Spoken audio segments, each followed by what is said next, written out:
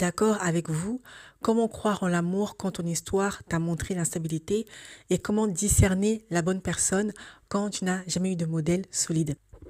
Alors effectivement, c'est très important de prendre son temps et de ne pas s'aligner à la pression sociale que vous avez. Donc si tu as peur de mal choisir, c'est très important de savoir ce que dit de toi. Qu'est-ce que Dieu dit dans ta situation? Même si tes amis se marient, même si tu as autour de toi des gens qui se marient, mais est-ce que c'est ta saison? Est-ce que tu t'es assuré que c'est ta saison de mariage, de rencontrer là ou le ou la bonne personne?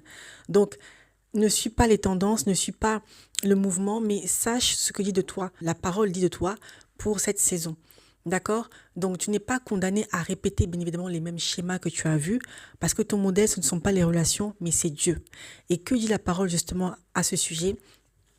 Proverbe 3, verset 5 nous dit « Confie-toi en l'Éternel de tout ton cœur et ne t'appuie pas sur ton intelligence et reconnais-le dans toutes tes voies et il rendra tes sentiers droits. » Donc, que veut dire ce verset? Tout simplement, c'est que ne t'appuie pas sur ce que tes yeux voient, sur tes expériences passées. Ton erreur serait de vouloir te baser uniquement sur les expériences des autres, les échecs autour de toi. Même les croyants peuvent faire de mauvais choix quand ils vont trop vite, quand ils ignorent les signaux avant-coureurs, ou ils ne sont pas alignés avec eux-mêmes. Donc, ton repère, ce n'est pas ce que tu vois, mais c'est ce que Dieu dit de toi.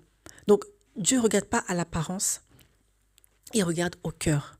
Et l'homme regarde à ce que, justement, à ce qui frappe aux yeux, mais Dieu regarde au cœur. Alors, la bonne personne, tu vas la trouver et j'en suis certaine, mais tu dois savoir que le bon partenaire destiné, ce n'est pas juste quelqu'un de gentil. Pourquoi je dis ça? Parce que premièrement, assure-toi que la personne soit chrétienne. Assure-toi que la personne ait des vertus chrétiennes. Donc pas seulement qu'il soit beau physiquement ou belle, ou qu'il soit riche, millionnaire, ce n'est pas ce qui compte. Ce n'est pas la richesse, ce n'est pas la beauté, encore une fois, ce n'est pas la gentillesse, mais c'est les fruits de la repentance. Est-ce qu'il est né ou est-ce qu'elle est née de nouveau? D'accord? Donc c'est quelqu'un qui va manifester ses fruits avec un cœur transformé, qui craint Dieu sincèrement, qui a des valeurs solides. Donc pose-toi les bonnes questions. Est-ce que cette personne est stable émotionnellement? Elle peut être chrétienne, mais être instable aussi émotionnellement. Est-ce qu'elle prend ses responsabilités? Est-ce que sa vie reflète vraiment ce qu'elle dit?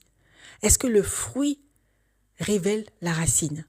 Donc ne choisis pas dans le besoin surtout, mais dans la maturité. Ne choisis pas pour combler un manque, mais choisis parce que tu sens que c'est ta saison qui arrive. Et malheureusement, beaucoup font de mauvais choix parce qu'ils choisissent par